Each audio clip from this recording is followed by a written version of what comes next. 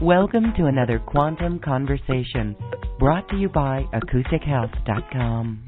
I'm Loren Gailey, and I invite you to sit back as we enter the quantum realm, that space of the greater part of you. It is your connection to infinite possibilities, infinite potential, and infinite mastery. So welcome to the quantum realm as we meet my next guest. And she returns today with a fascinating story and really her life's mission. Miriam Delicado is here to share with us on spiritual tools that were given to her by who she calls the great ancestors. She has a fascinating story, and that is told in an earlier show from season 7. You'll find a link to that on this webpage. But she is here tonight to talk a little bit more about how our thoughts and words really do create an energy field. And she was given this information when she was taken on board a ship, a starship, and downloaded over 3 hours of incredible amount of information. So we are going to start with some questions for her. I've got a few of my own, and then we're going to open this up to our audience as well. So please welcome Miriam Delicado. Miriam, thank you, and welcome back to the show. Thank you for having me. It was been such a pleasure to be on your program the last time, and I'm excited to share sort of another layer of information with your audience, because I think that it's really important that when we look at spiritual teachings, we don't just pick it up like little droplets of water, that we try to find the whole glass of water. And I think that that is what we're trying to do, each and every one of us, trying to find our full glass of water that we're ready to drink and take into ourselves. And so today we're going to expand a little bit about spiritual tools and how mantras can help to really strengthen what it is that we're seeking, and not only what we want, but what we want to share with others. I think that that's even more important, what we want to share with others through our mantras. Beautiful. Okay, so we're going to talk about that and focus in on that a little bit later in this program. Can you and I catch up? This is off the cuff here, Miriam. We didn't talk about this earlier, but I know that this is something that we can talk about, and your perspective is always very interesting. Right now, there is a trickle of disclosure that is happening, and it is happening on the grassroots level, which is a phase of this disclosure project, because the earlier levels of working and meeting with the government and then working with the religious leaders and then with the lawmakers, that didn't turn out too well. So here we are on this grassroots level, and we are learning to wrap our head around some pretty deep stuff. But you experienced this when you were taken on board the ship, and you saw how everything happened, the creation of the universe and probable timelines if the mass consciousness did not change. So I have a quick question. Maybe it's not so quick, but it goes into your knowledge of what you were shown about humanity. We were not just here on this earth. Were you shown a migration of humanity across our universe? Well, that's a wonderful question, actually, and no one has ever asked me that before. Absolutely, there was a migration across the universe, and it's extremely important for us to be able to understand who we are, actually. In a lot of cultures and a lot of belief systems across the planet, they say that without knowing your history, you don't really know who you are. So if you can't look back into your own personal ancestry, you can't really know what your grassroots are, because the, quote, DNA tells stories also. DNA carries even trauma that has happened in the past with ancestors. And it's this deep history that enables us to understand our place in the existence itself. So when a lot of people think about migration or history or ancestry, we're just thinking about the planet. But there really was a migration of spirit that took place and is taking place even as we speak here and now. And it's a result, humanity itself, human beings are the result of a migration of spirit and soul that has traveled throughout the universe and the different dimensional worlds and the worlds. So talking about, quote, extraterrestrials, and the specific ones that I have contact with, I call the great ancestors. The great ancestors have been on this journey for a very, very, very long time, longer than we can even imagine or sort of wrap our heads around. And so there's a great deal of, if we take a look at when we're babies and when we're children, we start to grow. We don't really know a lot. We're very much exploring and trying to figure things out. And as we get older and older and older, we learn more. We learn how to function in our relationships. We learn to forgive. We learn to love. We learn to walk through difficult times. We learn how to sort of, keep going forward and taking on different energies that come across our path, and just to not hold on to them, but to allow ourselves to just walk through them. Well, the great ancestors have had this for literally millions and millions and millions of years. So their knowledge is vast, because they have had, not only do they have longer lives than human beings, but they also have this, quote, DNA history of their ancestors and of the soul journeys that they have had to be able to share what they know about us and the existence itself. So in saying that, the great ancestors have had a role in supporting human life. And what that means is that the creation of these physical bodies that we're in, they had a role in helping to create some of them. And through this migration of them coming across and this part of the universe and the galaxy,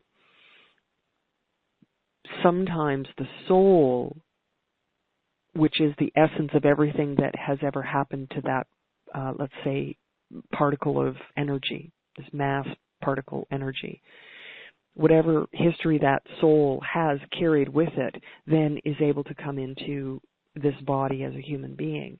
And humanity is a mixing pot of all of these different souls from all of these different, quote, migrations. It's a very interesting concept and a very broad one, but in my understanding and my way of sharing this is that if we can find peace on Earth, we find peace within all of the existence. Because from every dimensional world and every realm that exists, those souls, those energy sources that have come from different historical places and have had different historical experiences, then can come into, quote, one place, Earth. And when they come into Earth, into human body, this is where the mixing pot is from. So yes, the migrations are very important. And instead of looking, you can understand how important it is by looking at it from a world view, but then taking that to a universal view. Okay, well, you are doing your part in disclosure. You are stepping forward now, sharing your story, sharing the teachings that were given to you, And I want to make just a quick comment. When you mentioned for peace on earth, yes, there will be peace within all existence. And an important part of this is that we must love ourselves and our neighbors. Isn't this a key factor before there will be any off-planet contact? There is contact going on, but on a mass scale. This is, the idea of disclosure, just like everything in the area of UFO information, is confusing, and there's propaganda in it. There's misinformation. This is my opinion. Mm-hmm. And I have this opinion because I came face to face with extraterrestrials. I physically touched them and was on board a UFO. And this is not an astral projection of something. I was physically taken from the side of the road onto a UFO for 3 hours in 1988 and other times in my life as well. Now, the concept of disclosure, let's talk about that for a moment. What the concept is. What is disclosure? Well, if I walk up to 10 different people and I say, what is disclosure? They will say, well, it means that so-and-so, this person, this group, that group, is going to say that extraterrestrials and aliens exist. Others may say that disclosure is when they're going to show themselves. Well, the thing is that both of those things are happening every single day. And I'm proof of that. Other people who have had experiences, direct contact experiences, are proof of that.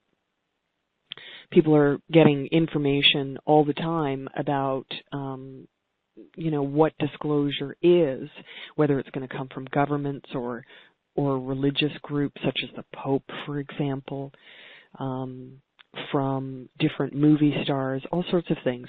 But disclosure, when I think of disclosure, what I think of is the acceptance of extraterrestrials as being real by mass humanity. That's, to me, what disclosure is.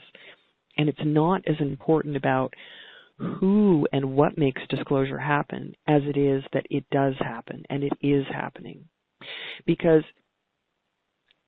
something shifted about 20 years ago in our energetic field on the planet. It was about 20 years ago that this actually happened and started to really get deeply into our cellular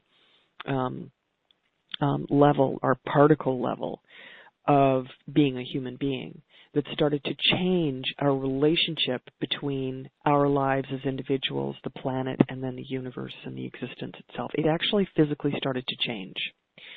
When that change started was when more and more sightings of UFOs started to happen. More and more people started to come forward. Books started to be really massively written around the planet. It was approximately 20, 25 years ago.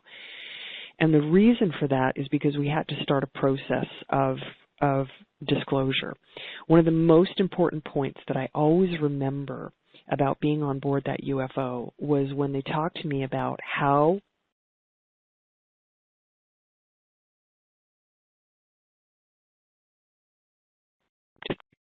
and they said, when you walk down... That was interesting. It said you cut out when you said, when they talked about how, and then that cut out for about a few seconds. Okay, sorry about that. My phone is having problems today, so you'll have to just let me know when it blips out. I apologize. They told me very specifically how disclosure would take place and what needed to happen in order for full disclosure to take place. Full disclosure means, to me, let's get this clear first, full disclosure means governments, people, and religions accept fully the fact that extraterrestrials are real. Doesn't mean that they're walking among us, but we accept that they're real, and it's no longer a debate. That, to me, is full disclosure. Now, when I was on board the UFO, one of the most important things that they shared with me was that people who knew of their existence had been given a very specific task. This is going to get interesting. They were given a very specific task, and that was to allow the energy from the universe to simply flow through them and not try to hold on to it, but to share it with the world. To allow that energy, as we think about a meditation, pulling in the energy from the universe and allowing it to flow through us into the earth and so forth. My task, and many others, was to simply walk through life, daily life, and simply allow this energy to flow through us. And by doing so, it would be as if we were dropping particles of energy, seed bombs, like little seed pellets going up and just dropping them. When someone walked into that energy, it would create a spark and almost a domino effect. And once enough of us were doing that, then the energy of the planet would begin to shift so that the consciousness was able to shift into accepting that this is the actual reality. Unfortunately, when it comes to disclosure, there have been people who, I'm very opinionated, regarding this topic because I've had direct contact. I'm very opinionated by it. I don't want to slam other people with their viewpoints. All I'm saying is that I have very strong opinions on it. And I do not believe that it will ever, at any time, come directly from government. And if it did, I would be terrified. I would be terrified if that's the way that it happened. Because it would mean that they would be taking control of something again and using their positions and mass, their massive force of strength to be able to manipulate the people to believe whatever they wanted to believe. And that, to me, is a very frightening aspect of disclosure.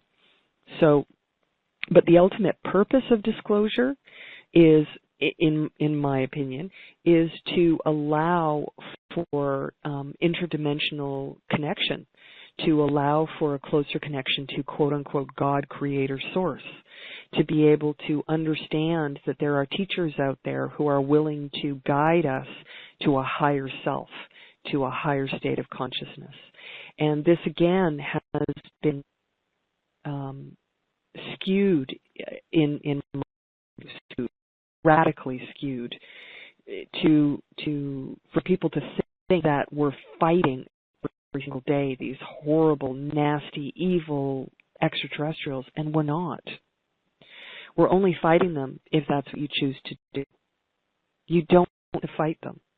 You have to go beyond them, meaning you don't have to stand in front of someone and allow them to abuse you over and over again if they're telling you you're a terrible person, you're ugly, you're fat, you're stupid, you're this, you're that. If you choose to continue to stand there, then you are allowing that person to abuse you.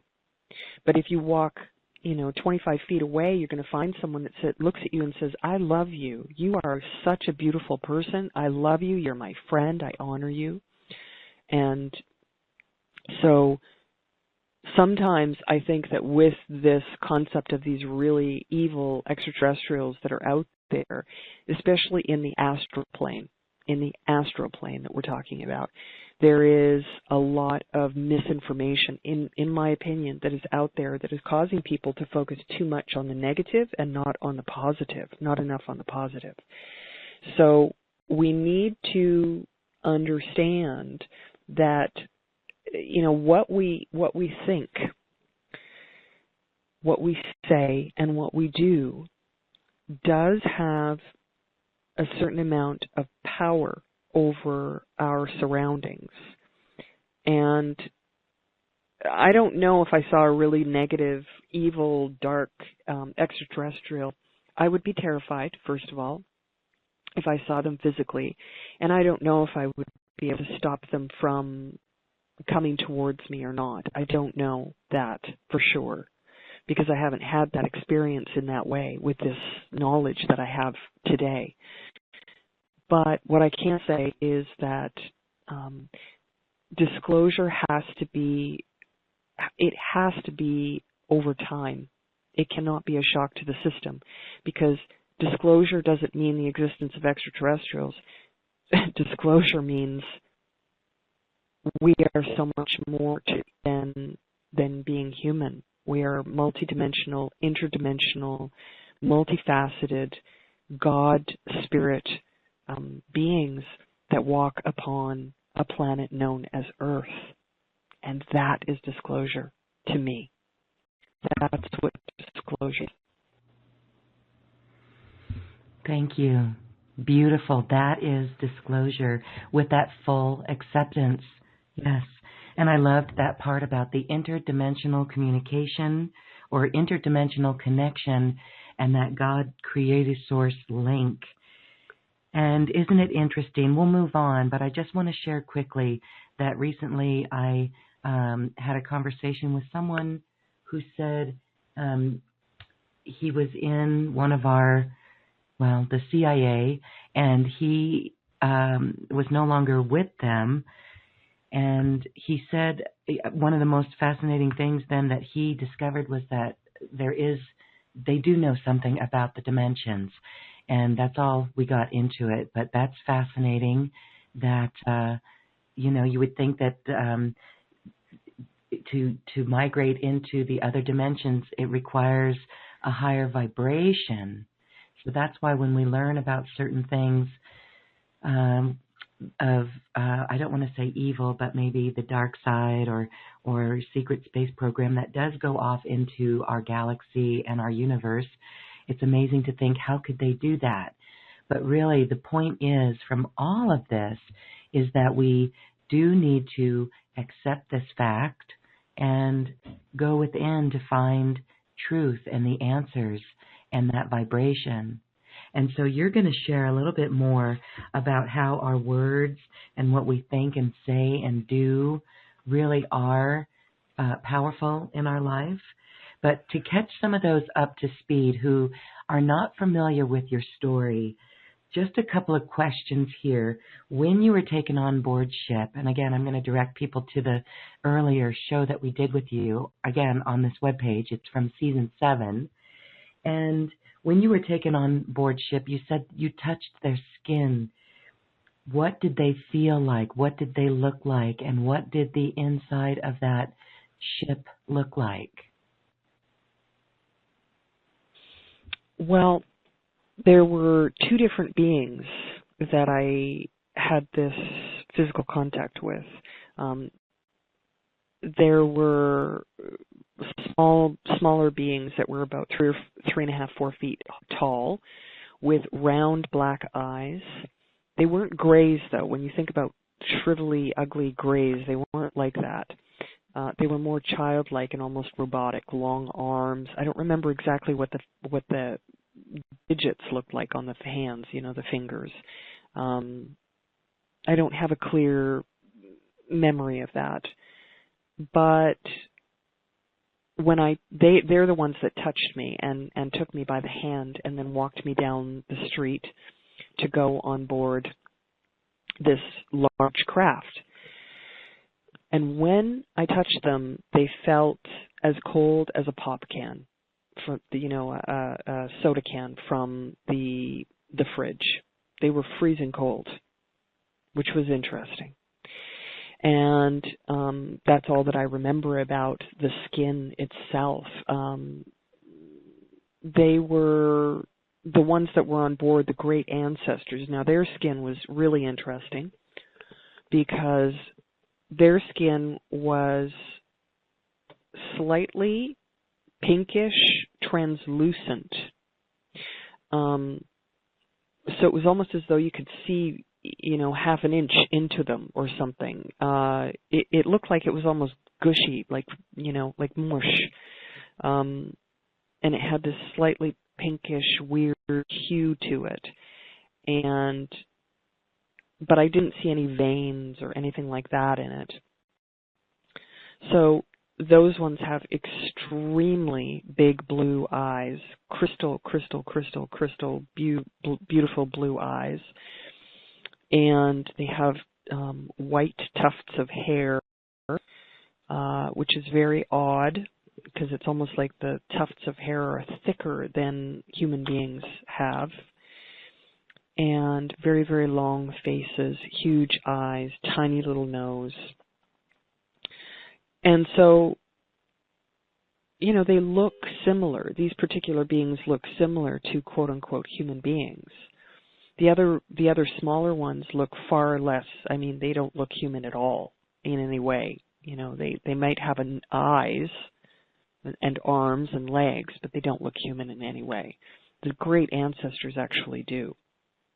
It's very interesting because there are so many reported, quote, species of extraterrestrial. And again, my opinionated side comes out to say that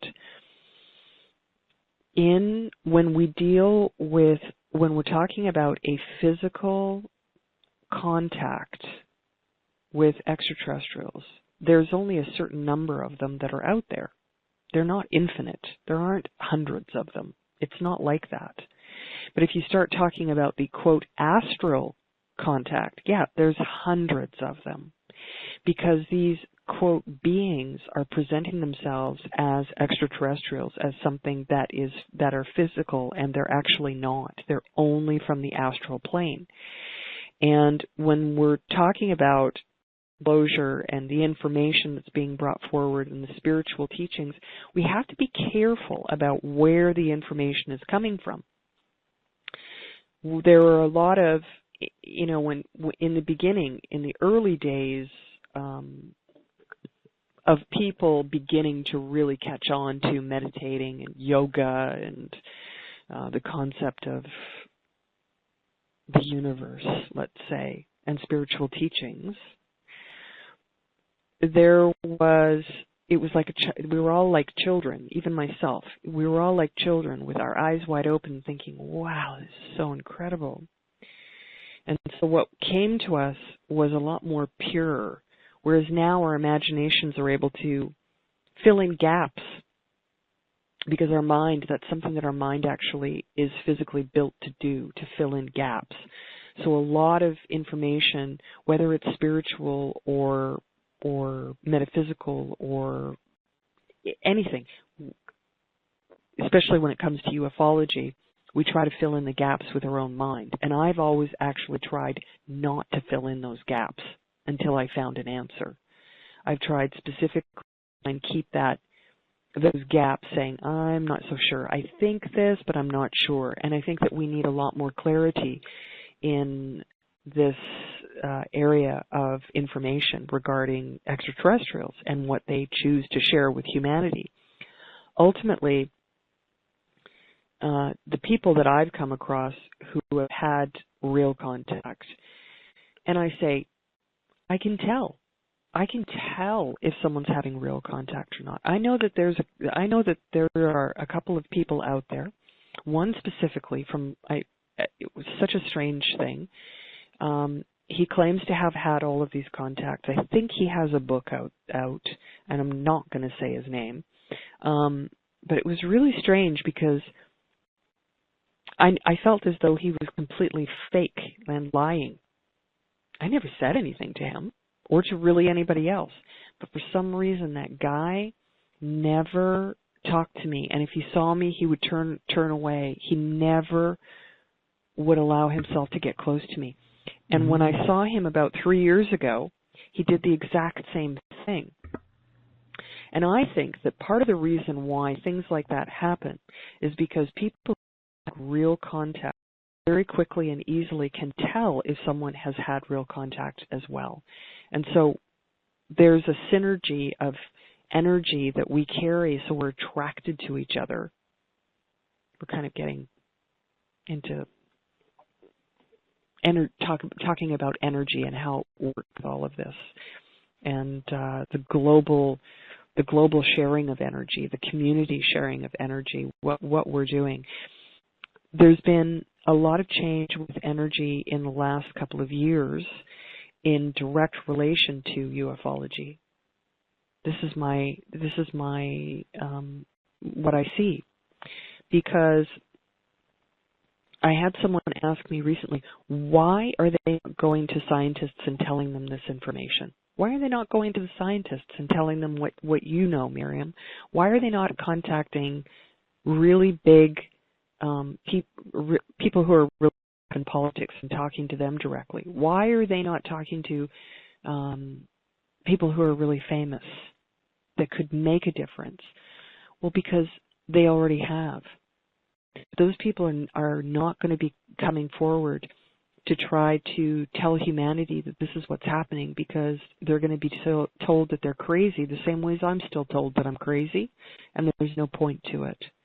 And it would be potentially harmful for society as a whole to hear from one individual that this is real, that this is the fact, because we would have to go through all of their filters in order to figure out the truth.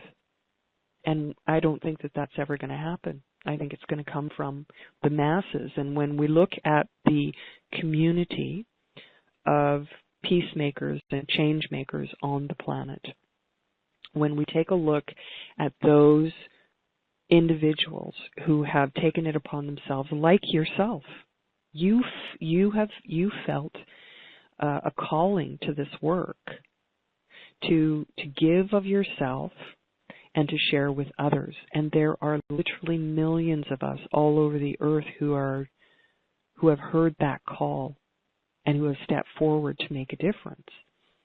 And when I look around the planet, what I see is that with only a handful of people in comparison to the billions that we have here, we have literally changed the thinking of humanity and the understanding that we have as a spiritual world community. That's important. Bravo. We did it. We did it. We've changed the mass consciousness. And those timelines that called for some tough times, yes, even 20 years ago, those have changed. Absolutely. And the time, people have talked about timelines and what those mean. I don't think that any of them are necessarily important. They're not often important for us to look at. They're important for us to be aware of, certainly. But to give one timeline or another timeline more importance or more attention, only distracts us from where we currently are in the here and now, right here in this moment. And by doing so, we distract ourselves from what could be, the most extraordinary experience of our lives, because we're looking somewhere else. Oh, the timeline over here. Oh, did you know that on this other timeline, this and this, it's pure gossip. We're not on that timeline. We're right here. We're right now. And so every single word that I express, every single thought that I have affects not only me, but everything that exists in every dimensional world that exists, in every timeline that exists. There is an interconnection between everything that is so profound and so beautiful that we get caught up in how we're connected, and rather than allowing that connection to simply float past our heart and to float past our thoughts and our souls and our being, and we get really focused on one piece of information, and then we are not understanding how it's connected. And we are going to be coming to a point in the show where we're going to talk about mantras and what those are. That's about focusing an energy in order to create something or to share something. And that's how we need to begin to understand looking at the spiritual world. what is it that we want to do. If we want to have an effect on something, if we want to affect the world around us or have an effect on the people around us or on our own soul, we need to first of all be responsible for that and recognize that there's different ways of attaining our goal. One is to completely release and surrender, which is very difficult for people. To surrender the energy, to surrender the control, to surrender trying to hold on to energy, trying to hold on to your thoughts, trying to hold on to anything, whether it's good or bad. If we take a mantra and we keep repeating something in our thoughts or through our words or song or sound, it helps to focus where we want to go with these, quote, timelines, for example. So rather than thinking, oh, this is happening in the other timeline, it is at times important for us to know something similar to this. But we have to be very careful that we are not being overwhelmed and then taken over by that one singular thought, if that makes sense. Yes. Mm-hmm. Okay, beautiful. Well, we're going to get to that portion of the show, and we've got more questions, too, that we will add after we go into more of these spiritual teachings. So I also want to take a moment and do a quick mention of, in your special offer, we did an online healing retreat masterclass, and that is over 6 hours of deep teachings that you share. And in it, we did a little bit of the energy work. You did share on that. So let's talk a little bit more now about this importance of really being aware of our thoughts and our words and creating our reality. Yes, the primary message of these beings that I had contact with in 1988, in those 3 hours of being on board the craft, and understanding that for me, it was like I was there a month. There was the amount of information and insight, knowledge, understanding that was shared with me. It's 27 years later and I'm still processing it. It was that much information. So when we talk about energy, it was one of the most important teachings that they shared with me was about how energy works. And in that masterclass that you and I did together, we really got into how energy moves through individual, everything that's around us, and how we can harness some of these energies, and not for egoistic gain, but for spiritual gain.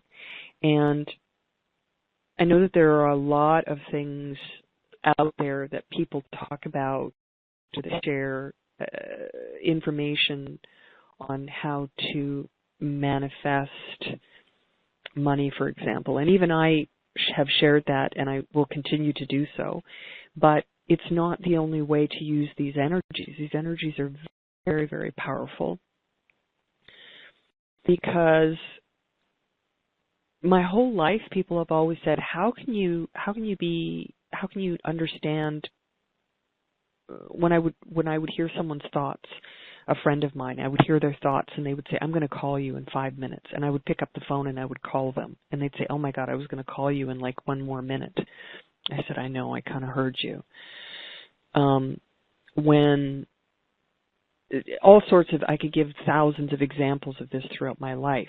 When I'm experiencing something like that, the reason that I'm able to experience it is because I'm not trying to hold on to any energy. I am allowing all energies to just flow through me. And when we try to only hold on to one kind of energy, one thought pattern, what ends up happening is that we tend to distract ourselves from allowing anything else to come in. So the energy of the creator and the creation itself is what is important. It is not about trying to hold on to anything. And with some of the greatest belief systems in the world, one belief system that many people, especially in the West, have really taken in to their spiritual being is Buddhism, for example. Buddhists chant and they send out sound and they meditate in order to allow different energies to flow through them. They're not trying to hold on to anything. And they're using these mantras in order to almost distract the mind in order to allow these energies to flow through them. And great insights can be found by harnessing these very simple thoughts or sounds or mantras. And when we talk about what mantra actually is, it is simply the repetition of something in your thoughts. And if we look at any religion that's out there or any belief system, every single one of them uses sound. Every single one. In church, people go and sing. In different religions, you have to repeat a certain name over and over again. In different belief systems, you say different sounds. In different other belief systems, you say you're doing a ceremony that does the exact same, has maybe a song and a dance and a system of what it is that you need to do by actually encompassing something physically that needs to be done. All these things are mantras because they're repetition. They're repeated over and over and over again. So if I take all of the teachings of the great ancestors and then I look at a mantra, what I get out of that is that a mantra is a way to focus the mind on nothingness, to allow your mind to be distracted just long enough to catch the energy flowing through you. That's a powerful statement right there. And you could contemplate that itself. Using a sound to focus your mind on something that connects to what I call the void, which has everything and nothing, that we talked about in that other series, and then distracting your mind or focusing your mind long enough to allow other energy to flow through you. It's so very, very, very important to allow that to happen. And unfortunately, I think from all the information that I was ever given through the star beings and the great ancestors regarding mantras, there has been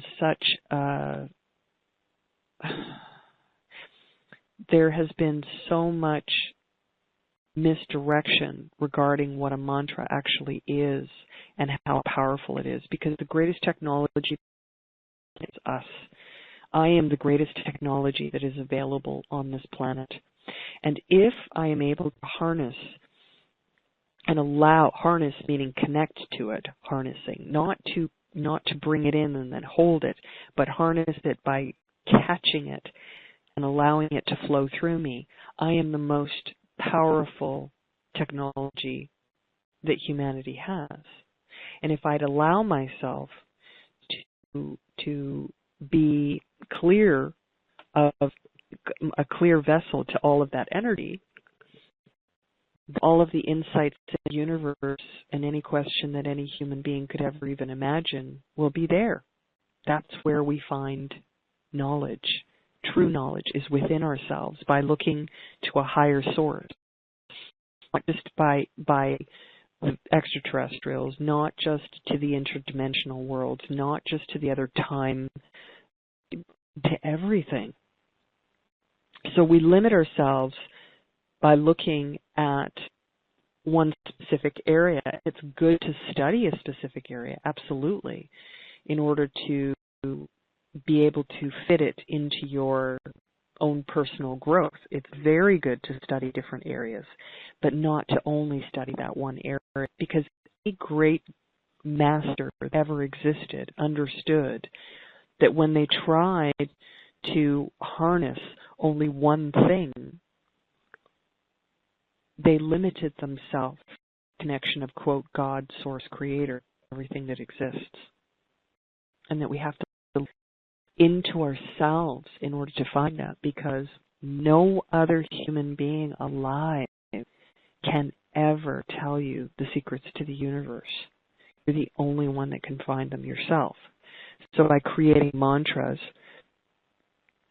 meaning something that's repeated over and over, it literally creates that energy field in our body, as I shared earlier, about how bringing in that energy from our thoughts and our meditation gets carried into our physical bodies, and then the particles, droplets, leave our body,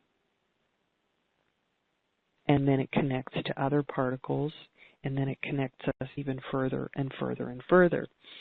So the more particles that we're able to drop as individuals, and the more particles that we're able to drop as a family, let's say, the more powerful that becomes. So for me, I've been doing this for such a long time, and sharing energy, I try not to hang on to it. Sometimes I do, and I have to say to myself out loud, Miriam, allow everything to flow through you. Do not hold this energy. And so that's what we have to do, is to try to allow all of that to literally pass through us. And so mantras, when I think of a mantra, I think, what makes me feel good? What sound do I connect and resonate with? The Om is a very powerful one. Om.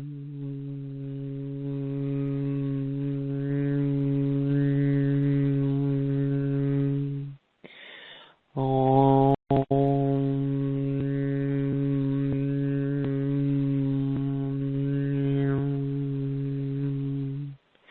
When we hear that sound, we hear that in many, many, many religions and beliefs all over the world. But when I hear the Om sound, what I hear is a memory of traveling through the universe. Isn't that interesting? Because that's, to me, is what the Om sound is. It is the wave of energy of traveling the universe. That's a very powerful statement for me personally as well, because the great ancestors said that the creation was created by thought, sound, and for lack of a better term of being able to put it into words, math. Thought, sound, and design, let's say. Design or mathematical equation. And so that is what we are. We are made up of thought, of sound, and of design. So we need to use those three elements in order for us to be able to harness what is within us and what is surrounding us, which is entire existence. And mantras, through the repetition of sound or thought or a statement, I love myself, I love and honor myself. I believe in myself. I trust myself. These things change our energy. They literally change the physical makeup of the energy that we walk around with every day. And until, when people are in abusive situations, for example, and they need to get out of an abusive situation, they need to really try to talk to themselves out loud, not just within themselves, but bring it into the different realities. One is internal, one is external. And in order for us to be able to reach the other original worlds, we have to let that sound out. Sound. It's so many people are meditating today, which is fantastic, and it's wonderful, and they go through their ritualistic meditation stance, but they're not using sound.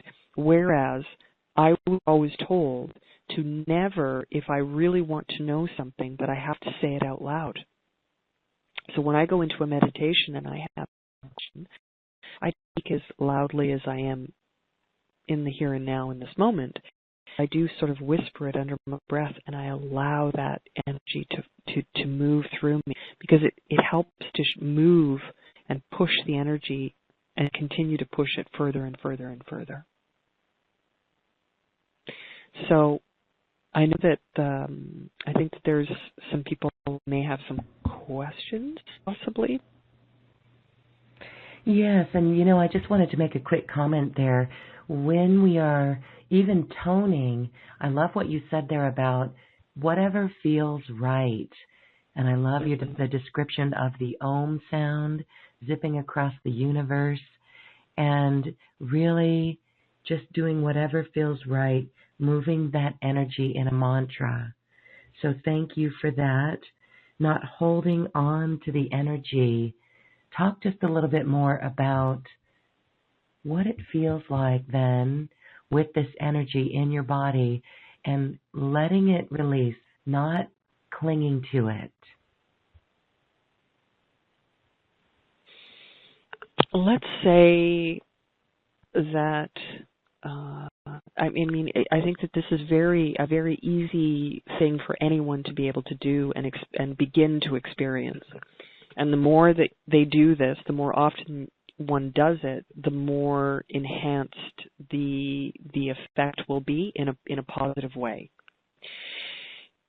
If I am in a really I'm having a very difficult time with something, and I'm, because I'm not perfect either. I have difficulty in life. I have a lot of stresses in my life.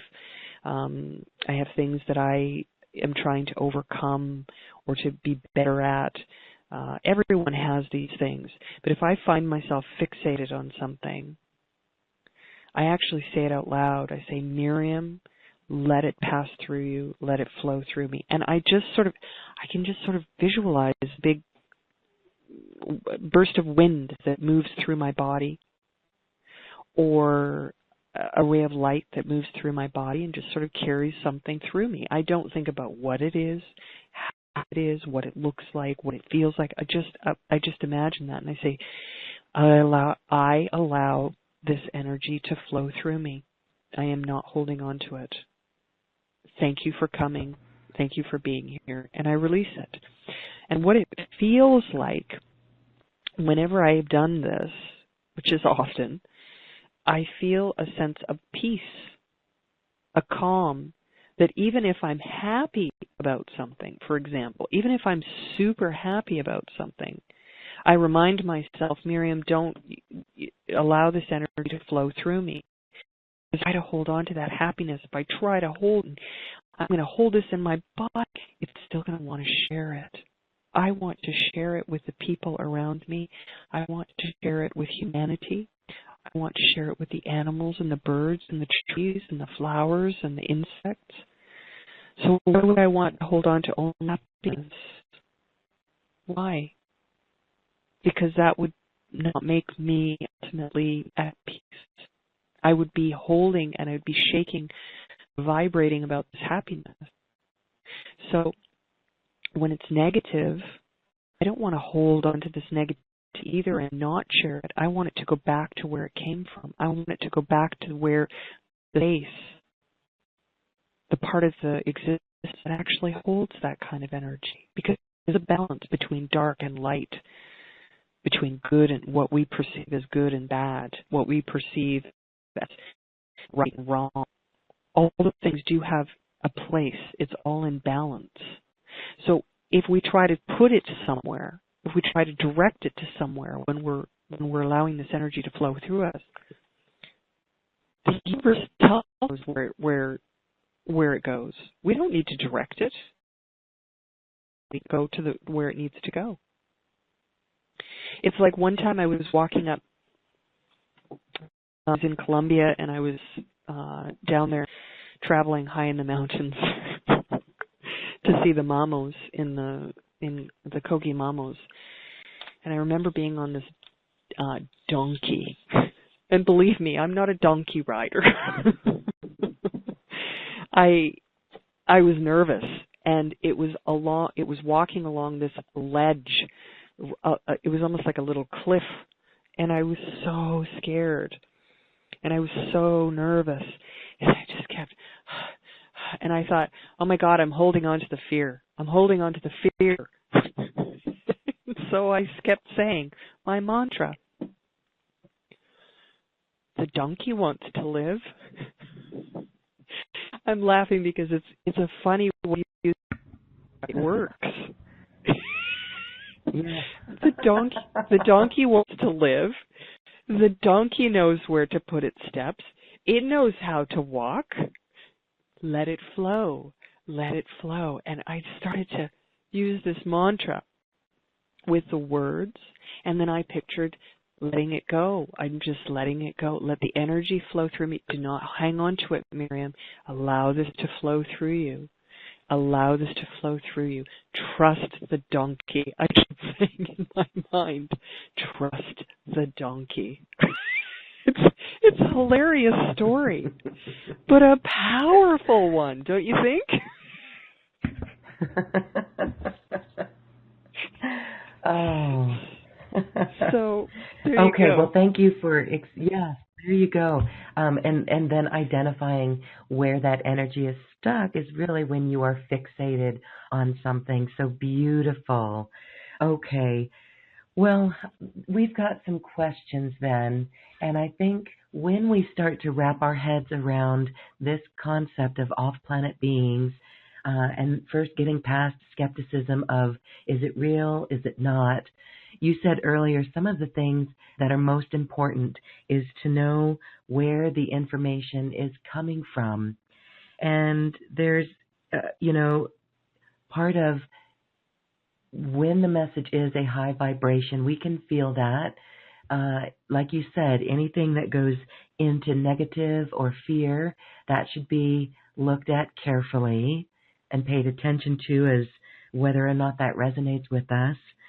So when you were, I don't want to say abducted, when you were taken on board with these beings, there's several questions coming in from our audience, and I'm going to try to wrap this up into one. Why do you think they made contact with you? And this goes into the larger question of the hierarchy. Are they part of a spiritual hierarchy or an evolved, higher density, higher dimensional humanity, and they are here for good? Talk on these 2 points, please. Okay. Why me? Yes. Well, interesting, because originally when I look back at some of my notes that I have from literally 2 days after the incident in 1988, I started writing massive amounts of things. And what I wrote was that I was one of the chosen. And I was. But that doesn't, those words are deceiving. They're not clear. Because people are chosen to be contacted, chosen to be able to see them, chosen to have these experiences, yes, but why? And are they special in some way? You know, people say that, well, why you? You think you're so special? What about you? And there's a negative viewpoint as far as, quote, being chosen. What I know is that when we're looking at it from an extraordinarily broad view of a universal understanding and beyond into the existence itself, when we look at it from that point of view, Delicado, who is Miriam Delicado? I would say more along the lines of what is Miriam Delicado? Well, I'm an energy source. I'm a focused energy source that has traveled through different dimensional worlds and planes and worlds to now be living and experiencing Earth itself in a human body. That's what I am. I'm an energy source. As a result of that energy source, having had the many experiences that I have, I sort of up. Let's talk about that hierarchy through the ancestor lineage of, the migrations. As we talked about at the very beginning, we talked about migrations of spirit being, let's say. The experiences that I have had in other worlds that I've lived in and other planes of existence that I lived in has allowed me to be able to carry a specific type of energy into my physical body. So when I incarnated into this body, I brought with me that kind of energy, that little energy source that it vibrates at a different frequency than another person who came from a different place, for example. So why me? Well, more than one answer. One reason is because of the personal energy source of who and what I am. The other one is because I made an agreement before I came into this body, standing in front of a council of light beings, saying that I was going to do this work, and I was prepared to do it and be committed to it. That's another reason. So I already knew before I came. Also, I was chosen because in my physical earthly family lineage through my father is a lineage of, quote, let's say psychics. And so the physical bodies of the physical being bodies, the physical human body of our physical ancestry of being human has had a genetic DNA constant upgrade throughout the beginning of human existence until now as a result of being in contact with these beings. So my energy source that of who and what I am and where I came from in my, quote, migration, let's say, and then my commitment before coming into body, the physical body is able to hold that energy because it doesn't work like that, you see. If you, as an individual, walk into a room with a highly evolved spiritual being, their energy is going to affect you. And in different ways. That is a fact. It will affect you. You may feel faint, which often happens. You may feel dizzy. You may feel even sick. You may feel tired. All sorts of things happen because the physical body that you're residing in is not calibrated to accept the same kind of frequency energy that's coming out of them. It's like saying a person is fully electrically charged, you touch someone and shock them. Everyone's done that. We've all done that when we're kids. Think of that little concept and now put it into a universal concept. That's what it's like. We're not compatible fully, so we affect each other. It's also the same as when you enter into a room and there's a really negative person there. That person's energy is quite different and strong, so they're affecting you in this negative way.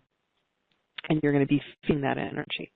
So why me goes back to the fact that my physical body was created through many generations of DNA manipulation. And that's a whole nother story, because that's how human beings were created initially, was by DNA upgrades by some of these extraterrestrials. And there are spiritual beings and there are not so spiritual beings. There's ones that have different agendas than being connected to the God source, the creator, and everything that exists. But my lineage, let's say, mine, I'm going to talk about mine. My father had that, and I can see that. He was very psychic. My father was very, very psychic and very gifted in many ways. He was also a bit mad, but that's a whole other story. So why me? It's because of all of those factors. Plus, there are many people out there who are like me, who have had the calling and who have had contact with extraterrestrials, who are now working for protecting our rights as human beings, and also for the planet and for the earth itself, the air, the water, etc. And we are committed to doing this work.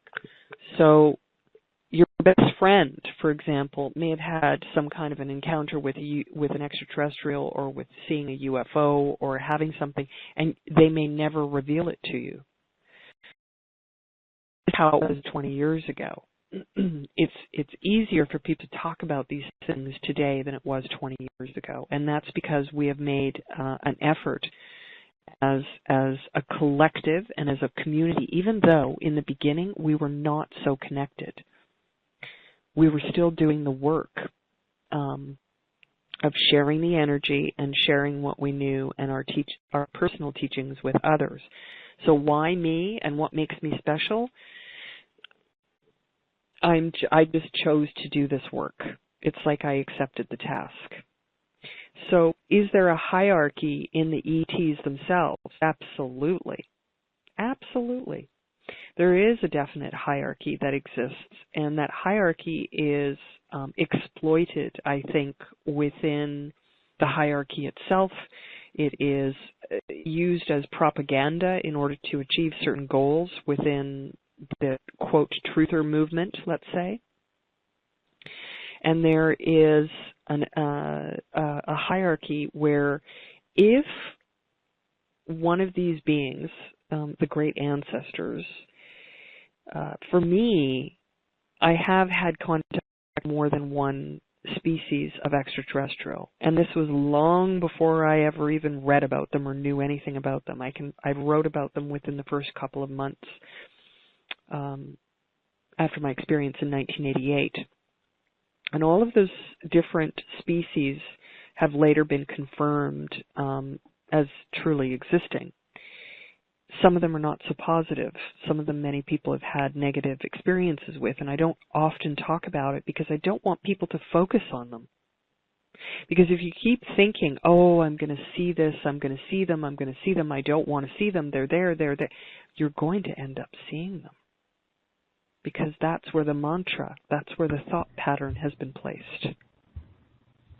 So the hierarchy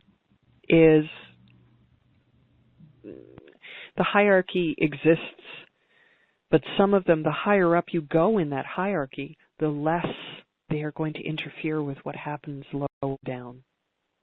That's what's interesting about a hierarchy. So you want to reach as high as possible and not be concerned about these lower level astral planes and the lower level craziness that's happening, and reach higher and higher and higher. Yes, okay. Beautiful. Thank you for sharing on that. So Nira from San Francisco reminds us that the mantra S and the Om sound, mantras and the Om sound, rather, have been used in Hinduism for centuries. And she says it is powerful. And yes, we know this. Isn't it fascinating that these teachings are the ancient teachings on our planet. And so it is so simple that it's right in front of our eyes. We simply need to focus the attention. Okay. Let's see. Ellen in Hilton Head Island. She has a question, and it pertains to what you were saying about some people's passion and purpose on earth is to indeed spread seeds and energy and love. And her question is, how do we know if we're one of those people? And how do we create or make money while doing this if we feel that we should be social butterflies and not work for a living? Well, I'd like your answer to this, Miriam.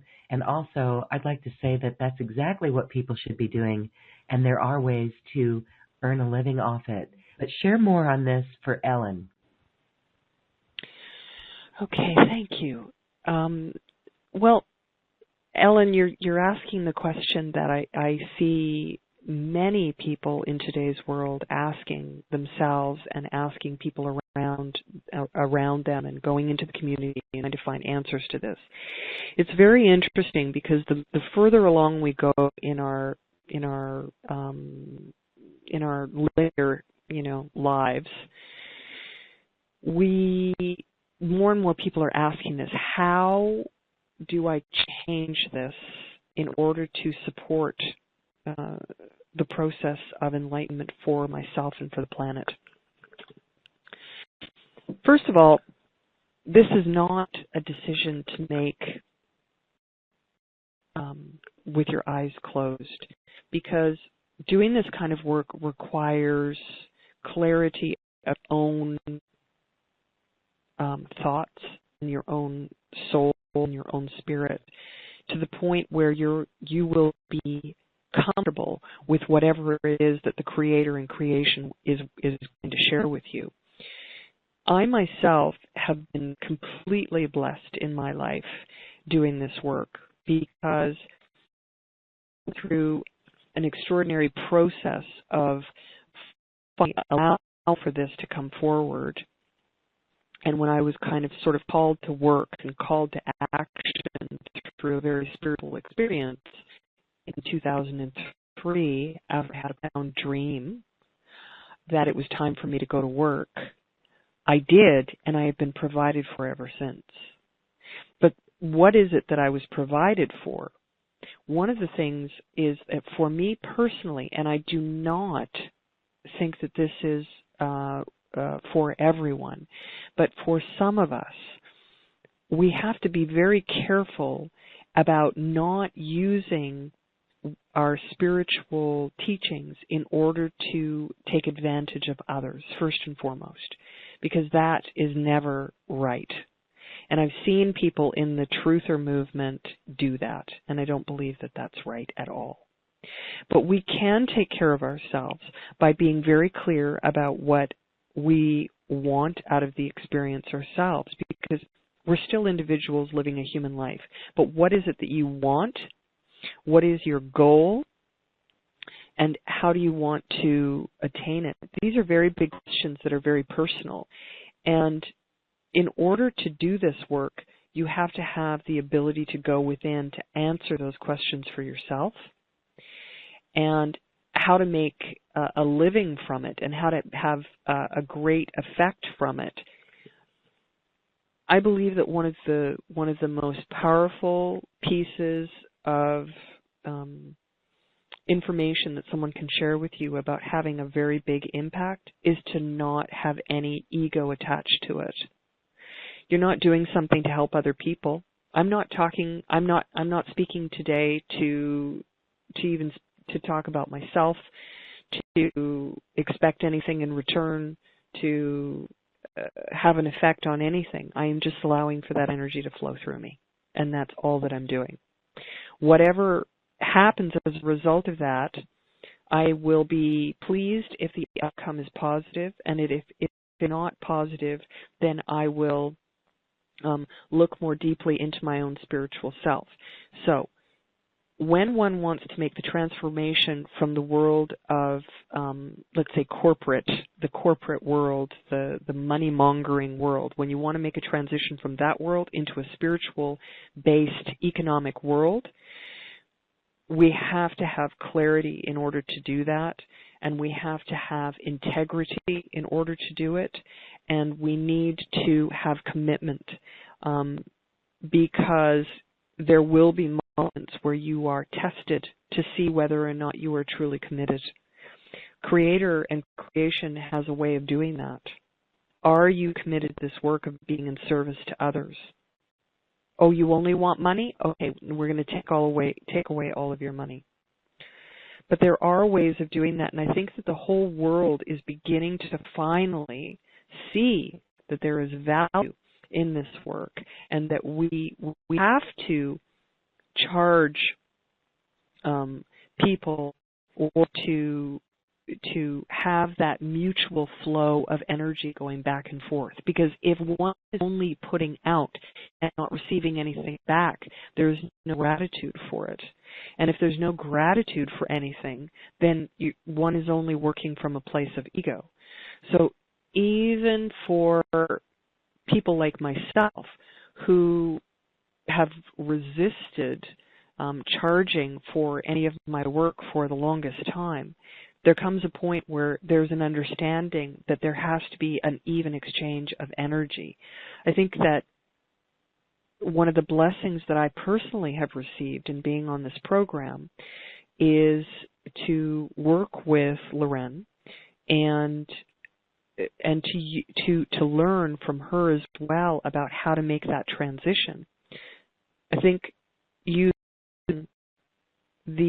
some of the tools, the spiritual tools that we talked about in the 6-hour seminar, Spiritual Tools of the Great Ancestors, that I did with Lorraine, which is, I believe, listed on the page that you're all on. It's very powerful how to manifest things into your life and to be able to ask the questions about what is my true path and where am I meant to go. What I can share with you is this, and I can say this with truth, saying ultimate truth and fact, and with strength and clarity. I have shared a lot of my experiences, believing that even through my trials and tribulations, showing the difficulty that I've had, this is the greatest gift, is to recognize that by me sharing my struggle is more helpful than to try to show people my perfection. And by doing so, I have allowed myself to be honest with my experience and with my knowledge and with my expression. And I am proud. I am very, very, very honored and proud to share that by doing this work, there are many people who are in the truther movement, the UFO movement, the spiritual movement, the UFO, ufology, who are now the teachers. They've written books, they have radio programs, they're very successful in what it is that they're doing, and they've done so and have been encouraged as a result of the work that I've shared. And this for me is not being stated as an ego statement, but as a statement that says, I really didn't know what I was doing other than sharing from my heart and from a place of honesty within myself of what my limitations have been, as well as my strengths. And by doing so, it created a positive effect where I did not expect anything in return. But I do expect to be provided for financially, and I have been. I always have been throughout this process.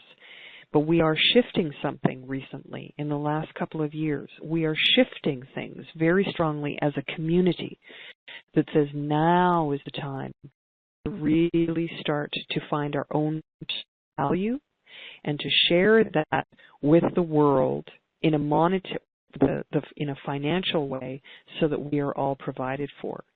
And the more that each one of us takes on our personal mission and slowly moves into a spiritual career, let's say, the more the world will continue to change.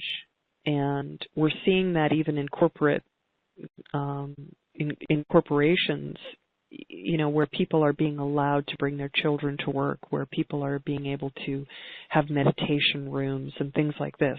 So everything's changing. The question is, where do you want to focus that? And I would really actually like to ask Loren to come back on and share her thoughts on this, because as I've said, she has helped me also to be able to understand, or not understand, but to be able to sort of more accept that it's my responsibility to charge people at times for what I'm sharing with them. So Loren, can you share your thoughts on this? Oh, yes, absolutely. You know, when you were speaking there, it is true that money right now is our energy exchange, and certainly we give a lot of things and information and access at no charge so people can get familiar with it. But we also know that people value where they put their money.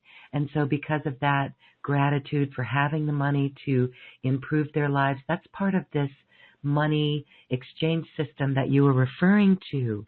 So when we can follow the call of our heart and share from being in service, right, to humanity, to uplift humanity, and the work is to make it all better, because that's the call of our heart, and we don't expect anything in return, but we do expect to be provided for. We are provided for. And so I just want to say, if anyone needs help making that transition into this, I call it a self-sustaining career, email me, please. But we do know that people do value where they put their money. And so that is another aspect to this puzzle, is that we have to value ourselves. It goes into our coding of worthiness. Some might not think that we could love butterflies and have a passion for butterflies, and then how in the world could we ever earn an income off that?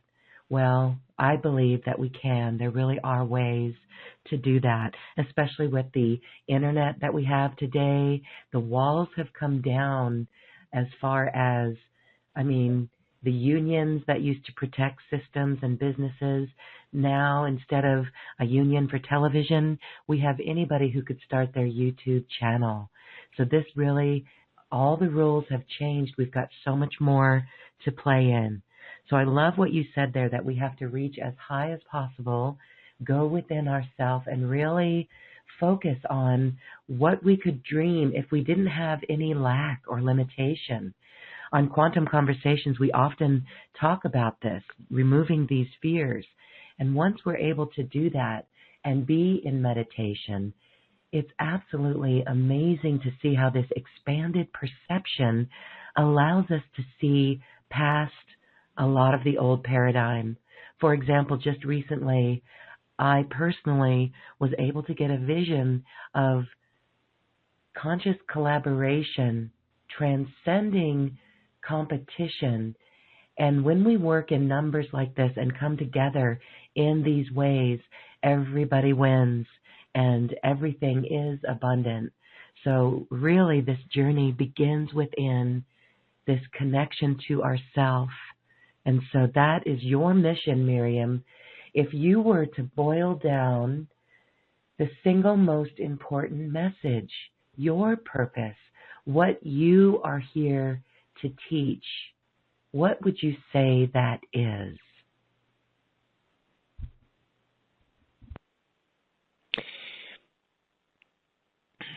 That's actually that's actually a simple answer, and not a simple answer at the same time. The most important message is to look within. That's it. Mm-hmm. Yes. It brings to mind, know thyself at Delphi. Absolutely. There is no greater gift than knowing and looking within, because within we have the ability to be able to reach anything and anywhere at any time, because we are the, quote, technology. We are the omnipresence. We are God. We are spirit. We are soul. We are connected. We are one. We are everything. You know,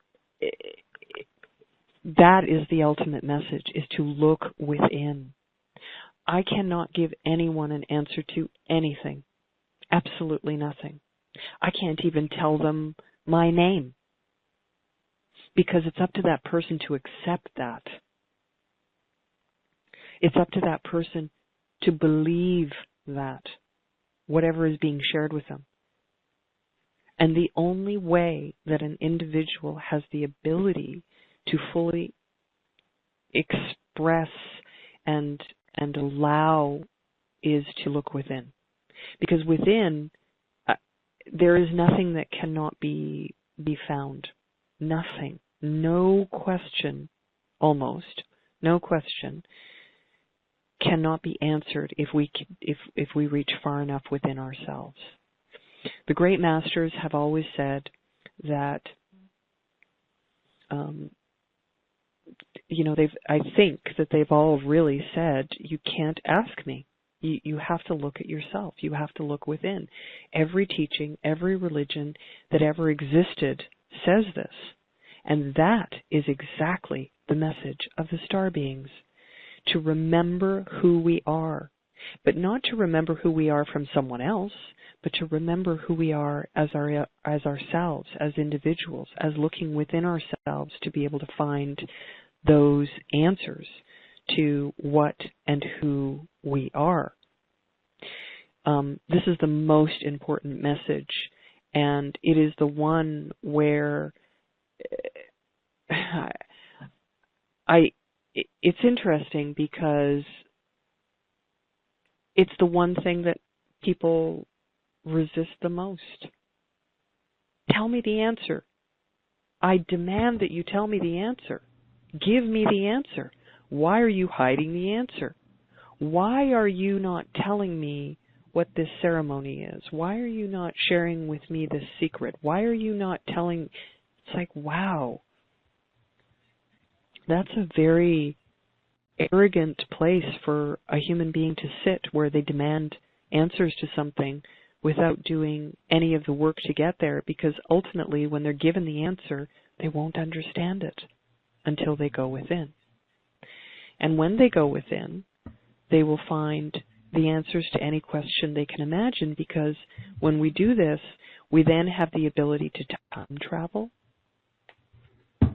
to have remote viewing, to speak to our ancestors, to go to the different dimensional realms, and even to speak to God and the Source and Creator itself, to speak to the angels, to the past masters, to the extraterrestrials.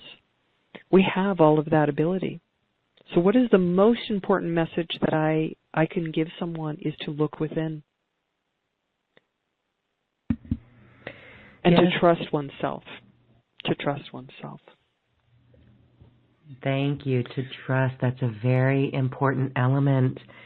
And you know, this is the process of human evolution, is getting to that point as humans that we do look within, that we are not giving our power away to anything or anyone outside of ourself.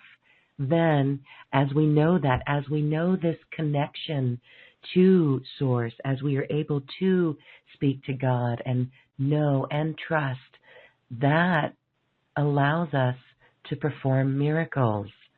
And so this is what the great teachers on our planet have been saying, and this is what you have been downloaded with from your trip on board the starship. I have time for two more questions. One, we're going to get a phone caller. And here is another question. Do we know where the great ancestors are from? Do you know the planet or the star system or the galaxy? I do not remember the name of the place that they came from, and I don't trust myself. Talk about trusting yourself and believing in yourself. But I don't trust my own personal filter to receive that information at this time.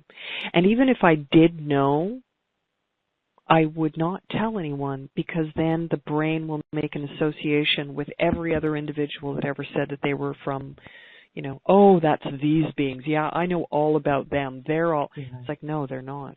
And that's another thing. Before we take the question, I'd like to backtrack for a moment on a very important point that we talked about, allowing this energy to flow through us with these mantras and the sounds and everything. And it also is directly related to making the shift from, let's say, the corporate world into a more spiritual-based financial means of existence. I am a very poor person by some standards. I don't have very much in my life. I live very, very simply, so I'm poor in that regard. I don't have massive amounts of money and a big fancy house and car and all of these things, so I'm not, quote, rich.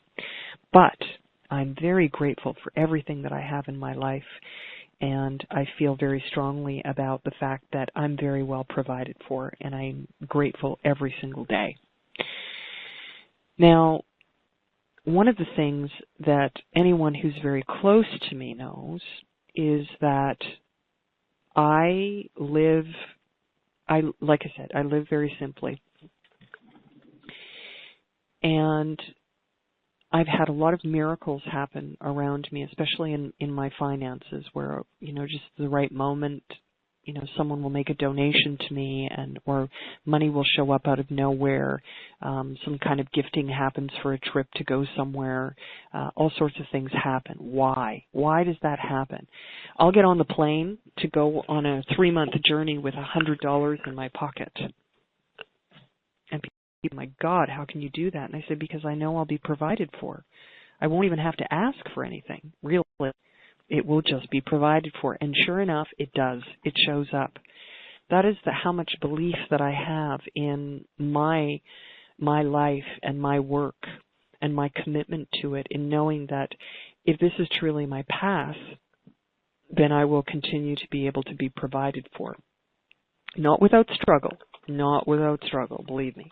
But something that happens, and I know this, and Timothy Robbins, is that his name? The big self-help guru. I think that's his name. I watched a little film clip that was on my Facebook the other day about him saying the moment that transformed his personal life.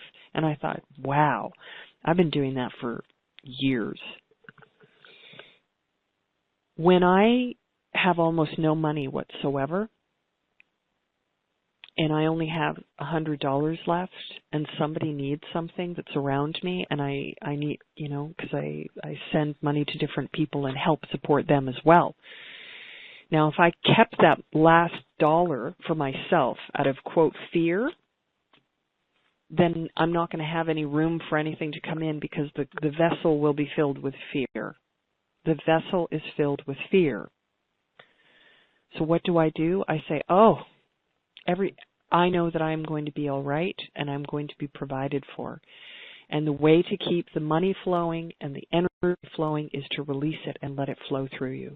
So when I have $100 left and somebody asks me for $75 and they really need it, I give it to them because they really need it. And I know that if I am in service to others, that energy will continue to flow. I think that that's a very important point in respect to creating an understanding of how all of this works. When we hold on to an emotion, regardless of what it is, in connection to something, we never allow it to leave us, or we never allow it to be replaced by something greater. And I think that that was a very important point I wanted to get to before we continued. Thank you. Yes, thank you. And after all, currency is a currency, so we have to, on the level of letting currency flow, we also have to release our, yes, attitudes and not cling. That is that energy that we are clinging to. Okay, thank you for adding on that. Let's go to a phone caller. We're going to Ontario, Toronto. Last numbers of the phone number 5291. Hello, you're unmuted. Do you have a question for Miriam? Oh, hi, Miriam. Hi. It's Hello. Sue. Hello. Hi, Lauren. Okay, I just wanted to, I don't know whether you can give me confirmation. I kind of know the answer, but I'm not 100% sure. In 2011, I had never had any of this happen to me before, but I've been living in the country near Toronto, but out in the country for quite a few years, where a lot of UFO sightings are often more, abundant than in the city sometimes, right? And I had never experienced anything out here. In 2011, I had a really low point in my life. I had a lot of nasty things happen within a short period of time. My mother died. I was in a really bad car accident. I was assaulted, and I also ended a long-term relationship. And this all happened like very, very quickly, all at the same time. So it was just so overwhelming. I really wanted to leave. I had made peace with it. I was just trying to figure out how I was going to do it without, because I'm not into violence or pain, right? And I truly just wanted to be with my mother. And lo and behold, really very close to the point where I felt like I was at the end, I felt this and heard this. All I can do is tell you it was like this humming kind of really intense vibration above my home in the country. And previous to that, like a few weeks before that, there was buzzing in the electrical lines. And I had called Hydro, and they said there's nothing wrong. They couldn't figure anything out. And I said, well, these lines are buzzing so loudly, I feel like something's going to explode, right? And then there was this vibration and this noise to the point where I went downstairs, I looked at the electrical box, I went outside, I couldn't see anything. But then I really felt this pull on the top of my head, like this sort of all this stuff all this depression and all this anxiety and wish to get out of here was being sucked out of the top of my head. And I can remember saying, go away, I want to get out of here. I don't want to stay. And I kept saying that. And to this day, I don't know whether it was a spirit or it was benevolent aliens, but I'm still here, and I truly believe if that hadn't happened, I would not be here. Now, it's ironic, or I don't know if that's the word, it's a coincidence that I'm on the phone with you now, and in the last few days, these noises and vibration have started again, but I'm in a much different place, and I'm thinking, oh no, now what? You know what I mean? Like, now what do they want, right? So I'm thinking, oh God, what's going on now, right? Because honestly, in the last 3 or 4 days, or evenings, I should say, it doesn't happen during the day, it's at night, right? And I'm a night hawk, I'm up really late. And, literally as I'm getting ready for bed, this vibration, and my animals are feeling it too. In 2011, they were running around the house when this was going on. And the same thing again, my dog was barking and growling last night. Now, I don't know if this is spirit or, and I know you're not on here as a psychic, but I know you're very intuitive. I just wondering what you thought of what was going on. I'm assuming it's benevolence. I'm stuck here. I'm kidding. Right. I'm a star being, and I do struggle to find, although it's getting easier now, like you said. The time has come for us to really step out of our shadow here, right? And so it's a lot easier now, but I still struggle with the density every single day, functioning, just things I have to deal with, bills and calling a company. I mean, it's density after density, right? So that still really bothers me. But I was just wondering what you thought about that experience, because I've only shared it with a couple of people, and it was really, truly, it did really happen. I didn't imagine it. It really did. I really felt kept me here. I was done. I was literally done here. Well, I'd just like to say thank you so much for being very, very honest about the experience that you had, and being honest about your pain. And being vice versa. honest. Thank you for you too for sharing. You put yourself out there more than me. I meant to say that too. I'm very impressed with you, the bravery that you have to put yourself out about what your experience is, because I've woken up with bruises on my body that are unexplained, and people have said, well, that means you could have been taken in the night. I've never told anybody to this moment. I'm telling you. Right, but I feel like I can tell you. But yes, sorry, go ahead. I didn't mean to cut you off there, but I was just wondering what you thought of the experience. Well, it sounds to me as though there is definitely some sort of energy shifting that's happening around you, whether or not it's extraterrestrial or some sort of veil being made, lifting around you, reaching into the interdimensional world. It could be a number of different things, and without being present when it's taking place, I can't confirm what it is and it is not. What I can suggest to you, which is a very powerful tool, is to say a prayer of protection when you go to sleep out loud, and then ask a question that you want to know the answer to, and make it a very simple question just before you go to sleep. For example, am I being taken in the night by extraterrestrials? Can you please come to me, in my dream time and give me the answer to this question and allow me to remember in the morning? Okay. Yeah. I really get into this in that seminar that I did with Loren with the spiritual tools. We get into that because it's a very powerful way of finding answers to things, especially that are very, very important in our lives. And if you do that and keep asking the question every night before you go to sleep, and allow me to remember in the morning, then you will eventually start remembering, or start feeling a little more settled in you may not have a clear answer of remembering a dream, but you will feel more settled in understanding what the response is for yourself, for what it is that you're experiencing. Okay. I can say that through my experience, from my personal experience, I do know exactly what you're talking about with the pulling. And I have... Oh, sorry, you cut out. Sorry. What? You did Lauren. You said with the pulling? I know exactly what you're talking about with the pulling on the top of the head. Okay. Because I've had that myself with these beings, and it's like, whoa, what is that? And I was so angry because I really had made peace with leaving. Like I wasn't, trying to hurt anybody by leaving. I just wanted to go and be with my mom. I felt like I had done a lot on this planet. But now that I've stayed, I see how since all of this and some other work, tuning into Loren's shows have been wonderful.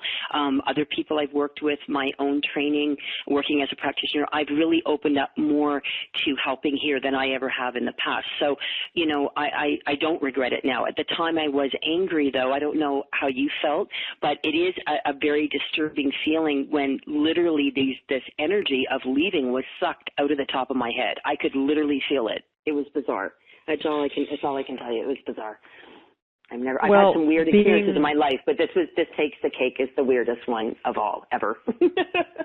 It sounds as though it was at a very, very important time for you. Oh, yes. For what was happening. And yes. That's also something to look at for yourself and to contemplate within yourself to be able to find out more clarity. It sounds to me, personally, as though in your agreements coming to the earth, in your agreements for your spirit, your soul, something said, hey man, look, if I'm going down, you need to come and help me out, okay? Yeah, okay. And then they came and they pulled it and they supported you that way, you see? Yeah. So often we're asking for things and we don't realize that we've asked for them either in our history or that we're asking for them in the moment. you didn't want to be here. You were in pain, and you were asking to be relieved of that pain. Were you not? Yes. Well, but it didn't come the way that you expected. But I also just wanted to go and be with my mother. My mother I realize now how, because my father was abusive, how my mother was my rock here, and I didn't realize how much influence she had on me until she left. So when she left, there was such a void. My father had gone years ago due to health issues and everything else, right? He died quite young. He was pretty messed up. But my mother was, a Scorpio and a very, very strong person. And when she left, I think it just sucked this wall, this rock, something to hang on to away from me. And then plus the car accident, breaking up a long-term relationship, being assaulted. I mean, all this was just way too much for almost anybody on this planet to handle. I'm not beating myself up. It was a lot to handle. But I made it through. I'm surprised I'm still here. Even though you had this experience, you sound like a very strong individual who has been able to move through this in a really positive way, by the sounds of things. Well, and I wanted to just say that I think it made me stronger, definitely, this situation. Well, it made you stronger. Okay, let me backtrack this for a moment, okay? Let me just take a moment to explain this. There are many people who are in the, quote, spiritual movement, the truther movement, the peacemakers, the change makers, all of us, who have had some of the most difficult lives imaginable. I've heard this, yeah. I've heard this so on the the Ren show. question becomes, why? Why is that happening? Mm-hmm. And I think that I can only speak for myself. I believe that the purpose behind that is for us to have a true understanding of compassion for our fellow human being. And what they're going through when we treat them. Compassion, respect, and honesty and understanding and support that we are able to give as a result of our own experiences. And so it's really important to experience different types of trauma, let's say. It is not necessary. No, it's not necessary. But some of us choose to do that. But at the same time, something else that's been happening I've noticed recently, and it can go all the way back into our history as well, is that we process spiritually evolved people, spiritually evolved souls, let's say, not people, but souls that are in body, help to transmute the pain of this world by taking some of the pain and transmuting it and then releasing it back out into the energy of love, into the energy of compassion, into the energy of caring. So again, it goes back to that not holding on to the energy and using that in order to transmute, to literally transform the energies themselves.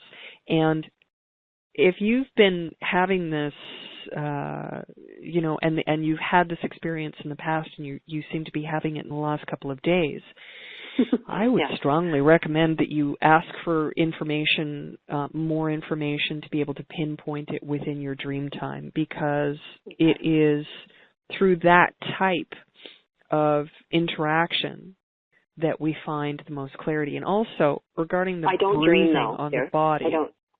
I don't dream. It doesn't matter. I rarely do. Okay, I just wanted to tell you that because I know it's a very odd thing that I've had very few dreams in my life, or that I'm conscious of. I don't know why that is, because I'm a pretty deep spiritual, intuitive person, so I don't understand what's going on. But Well, probably because you're extremely connected to the other world, and you're probably doing very powerful things there. I've heard this from other people, but I've also heard from some people who have used this technique to be able to ask questions. And the key here, love, is to say, please allow me to remember in the morning. And it is not required that you remember a physical dream of someone standing in front of you, because you may just have a deep insight into understanding what, self-understanding that you may wake up in the morning with. And that's just as important. But people who, quote unquote, do not dream have used that technique and started dreaming. They've actually had dreams and been shocked by it. Wow. Okay. So I think that I'm not, I'm really saying, I really think that the seminar that I did with Lorraine would really be useful to you for a lot of reasons, for what you're sharing, for a lot of reasons, a lot. And I tried to share as much as I possibly could in that spiritual tools. And the reason why I did was because I wanted people to be able to, who are having experiences, whether they're as dramatic as what you're having or having smaller experiences, for them to be able to understand what's happening to them and to be able to tap into a greater self-awareness and understanding of what the reason is. Because I have a problem with people, again, this being opinionated again, coming out. I have a serious issue with people who just will say, "Oh, you're from this planet and you're having ET contact, and this is the group you're having." You can't do that because it only creates more self-doubt in the person. For a lot of people, for most people, that's what it's going to end up creating. It may give them an initial jolt of, "Oh, okay, that's great." But then after that, the self-doubt becomes even worse. So going within and finding the answer to what this is, but it does, I will only ever confirm, even if I see something, the fringe of it to open the door so that you can walk in. And I do think that by the sounds of it, you're having some very powerful spiritual contact with different dimensional worlds, including some of the ETs.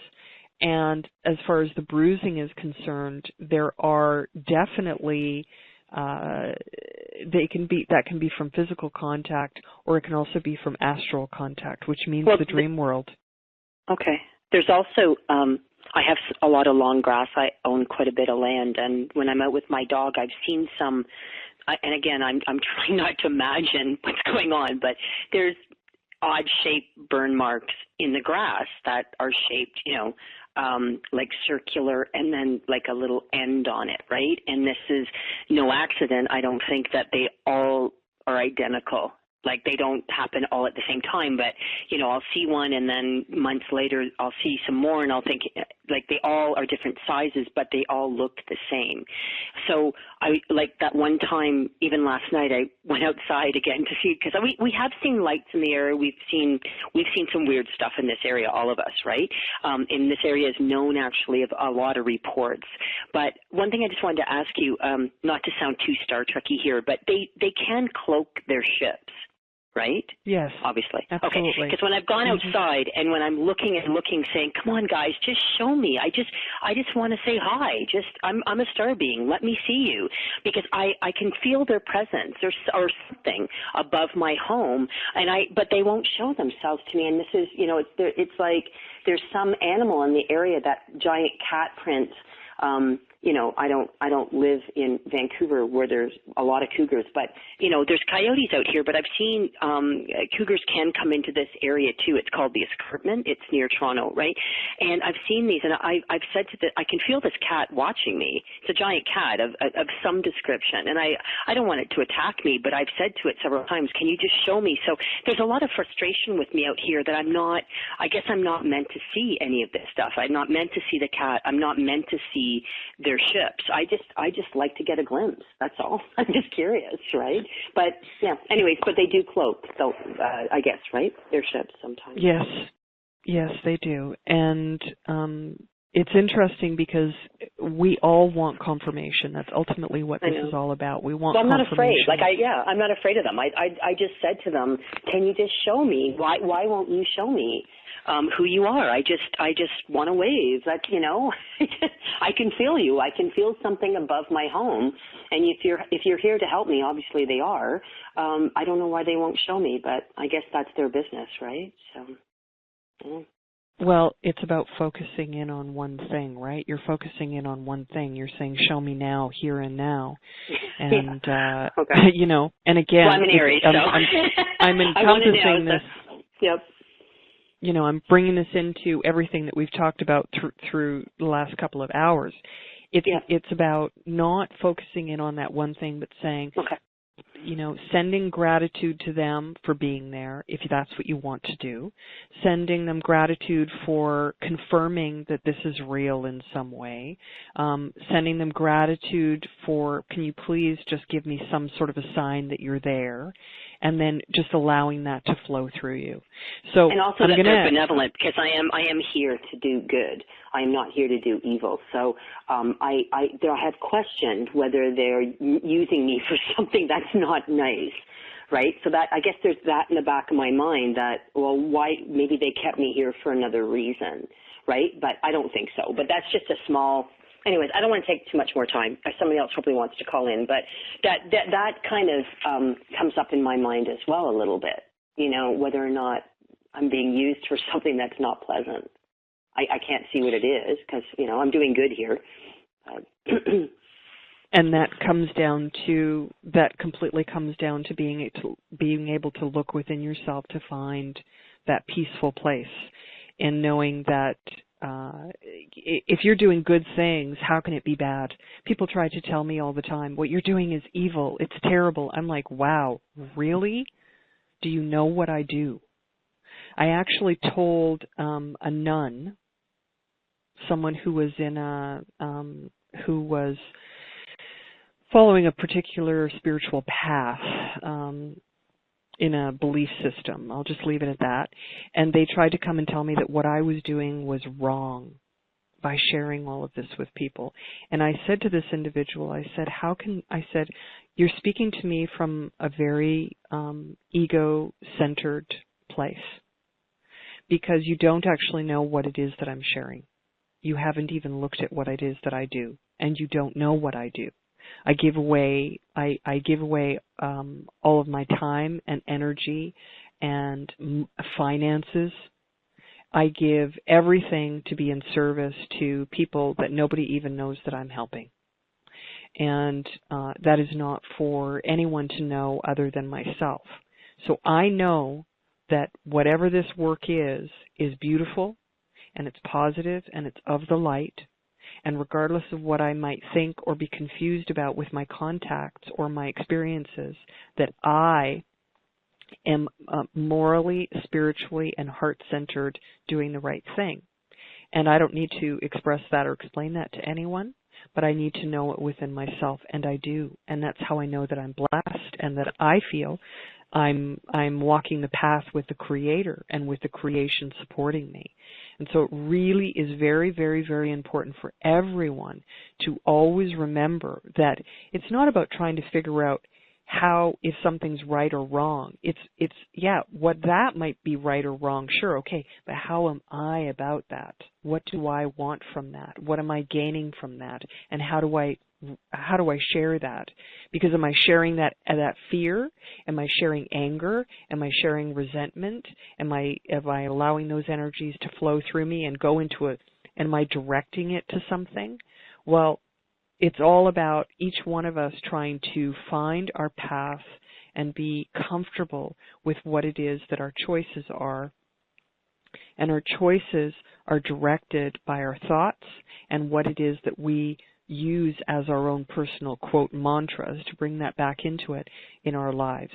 My mantra for my life is to be a good person. My mantra for my life is I love myself, and I say it out loud all the time. I love who I am. I love myself. I respect in myself. I honor myself. I am grateful for myself. And then I say I am grateful to everything and everyone around me. But I first have to bring it back to self. And then I allow it to flow out. So this is where all of the beauty of spiritual connectedness that we have to other people comes in, and where a mutual honor of just the simple things comes into play. And the more that we allow for the unveiling of ourself to happen and just not being attached to anything as much as possible, the more we enter into a very high level of consciousness and consciousness, unconsciousness, and superconsciousness, and that's where we're headed in this spiritual evolution that we're under right now, and also the extraterrestrial disclosure. So, Loren, I know that we're a couple hours in here. Did anybody else have another question? Yes. Well, thank you. That is a wonderful episode you've given us this evening. Lots to think about. I think one of the most important things that we can understand is never to go into fear. And again, all the more reason to go within and to truly understand what is going on. So let's close this session tonight by talking about, you were referring to the hierarchy. And so when we talk about the hierarchy, it's the evolution of soul and spirit back into the oneness, the source. And so with that in mind, one of our listeners had a question about, did we misunderstand? Within the hierarchy of ET, there is exploitation that you said. So this person has the question of, who are we to trust, and how do we know if this is high or astral beings? Great question. The beings that I had contact with in 1988 were what I call the great ancestors. They are one of the beginning. They are the ones that were here in the beginning of the formation of the earth, let alone human life. They've been in our history for millions and millions and millions and millions of years. So this is why I call them the great ancestors. In that, there are different species and different dimensional realm existences where these, quote, extraterrestrials reside. And there's been a lot of talk about lower level astral entities, and that we need to, rid ourselves of them. But do we really need to do that? No. What we need to do is not focus on them. We need to focus on the higher, on the light, on God, on Source, on Creator. I've been thinking a lot about this personally because I had a very bad experience with a while back, a couple of years ago, who were very hurtful and disrespectful, not only to me, but to many other people. And one of the things that they kept saying to me, don't go directly to God. Don't go to Source. You go to your ancestors. You learn what you learn from your ancestors. It's like, really? I don't think so. That's wrong. Because God isn't going to cut you off. Creator, Source, whatever you want to call it, the bigger energy source that's out there. The way to tell whether or not one of these beings that's standing in front of you in any way, in any form, in any dimension, in any reality, whether they're good or bad, is that you have to have discernment within your physical body. Within your physical body. You have to ask yourself, am I fearful because of the way they look? And why am I fearful? What am I fearful of? And have honesty. See, that's the thing that we lack, is self-honesty. Self-honesty. The beings, the great ancestors told me, just because another being comes to you and looks like us, do not assume that they are good, because within every grouping there are good and what we would call bad ETs, and there are what we would call good and bad angels, which I believe are interdimensional beings. So how can you tell if one is good? Well, what are you getting from them? Are they torturing you?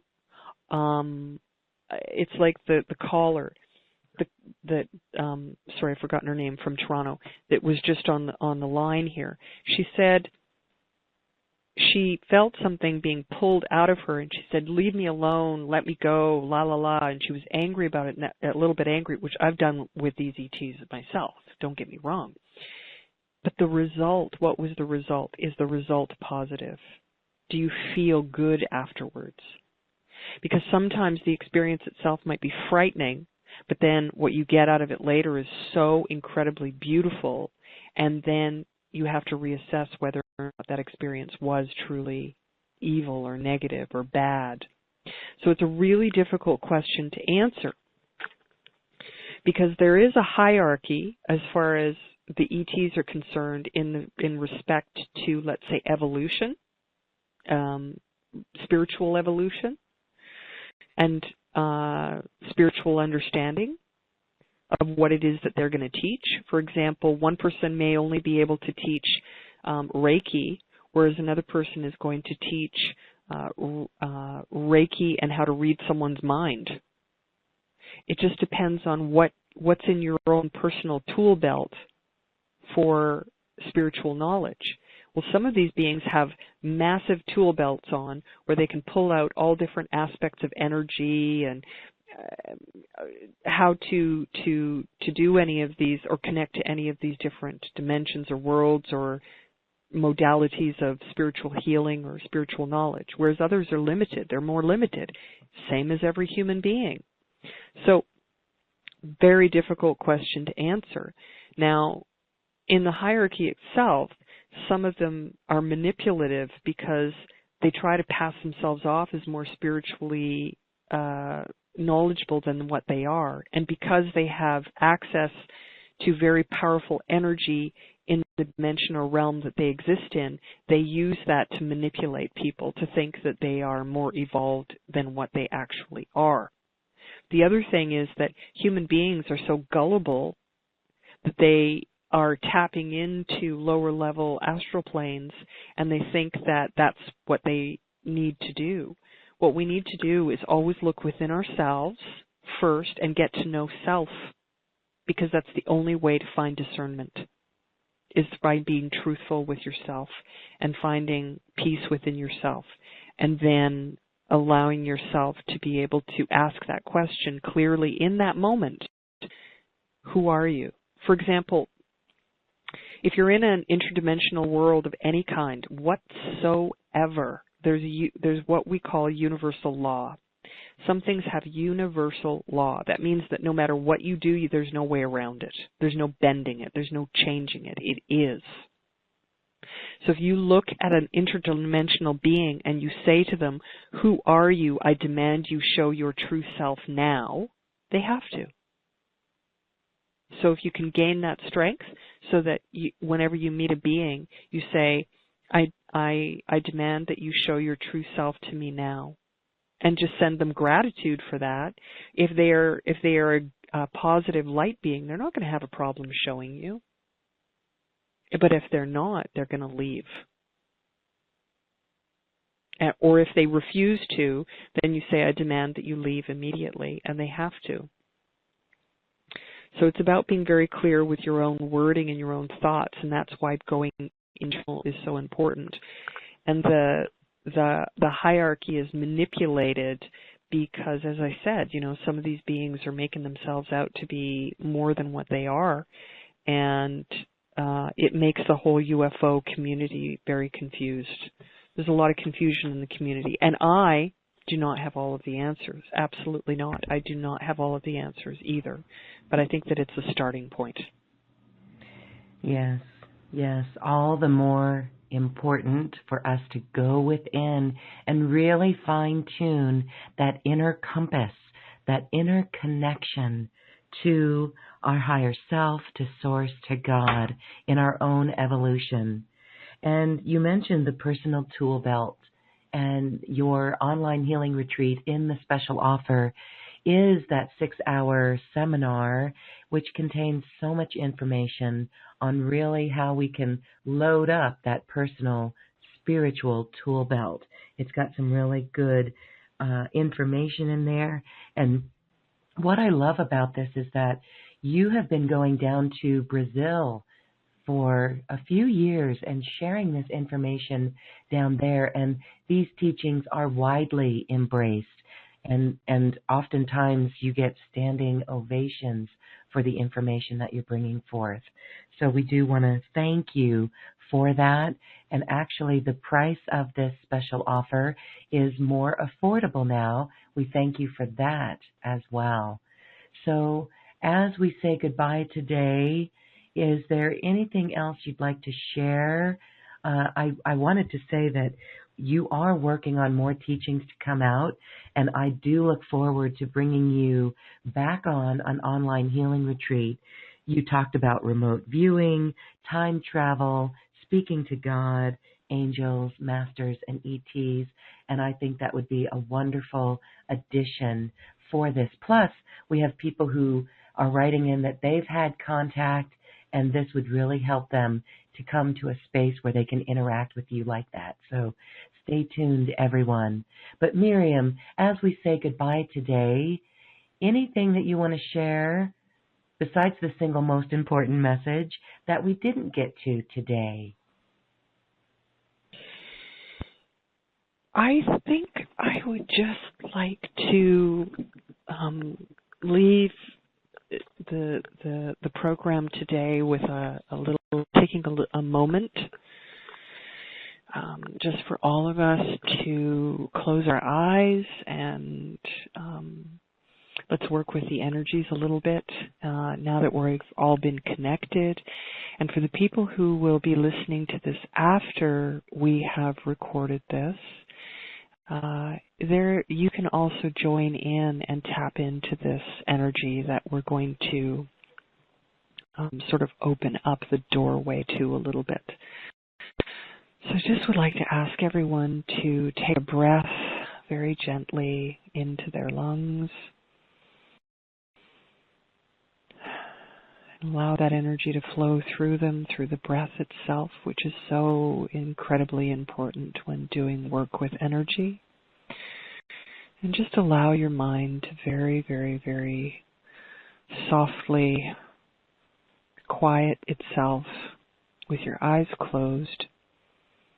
And just imagine that we are little vibrating cells of light, billions and billions of cells of light within our body. And as we speak, and you can hear me now, every one of those cells begins to sort of shake and move. And as they do within your body itself, they become brighter and brighter. And the color that I'd like each of you to imagine is the color of gold, which is the color of the Creator, of Source, of all things that exist in everywhere, in every dimension. At some level, this is the light energy of God and Creator and Source itself. And now allow that energy to disperse itself out into the room that you're in, and then into the home that you're in, and the community, and the country. And it still continues to be shared. Each one of those little tiny fractals of light is now traveling around the world. It's drifting into the air and reaching up into the universe towards the planets and the stars, the sun, the moon.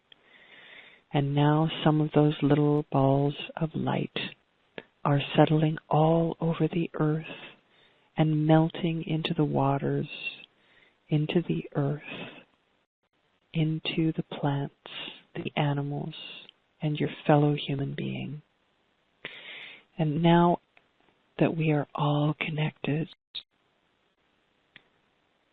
giving gratitude, gratitude, gratitude to all that exists in all of its divine form, and accepting all of the love and gratitude in return for everything and everyone that exists in all of the dimensions and worlds. In recognizing that in the reality of truth and ultimate truth that we are all connected, and sharing the love within your heart and accepting the love to come into your heart is what we are all here to do. So we send this out with gratitude and with love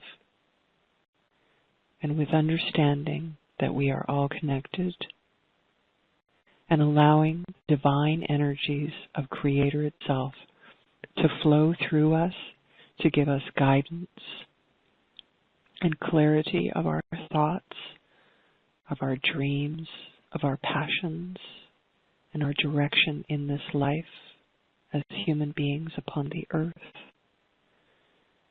And sending gratitude to the Creator for constantly providing all that is needed for us on the earth, the stars, and all that exists.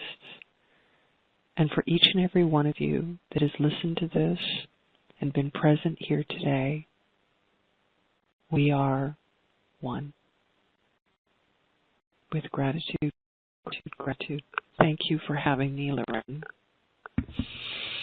Thank you, thank you, Miriam Delicado, for sharing your story and the wisdom that was passed on to you, and for fully stepping into your role and your contract and your mission. That was beautiful energy, and we love to keep this open and take it out into the world. So change begins here. Thank you, Miriam. Your special offer for those who are interested is available on this webpage, and we invite everyone to check that out. Miriam, until next time, namaste. Namaste. Thank you.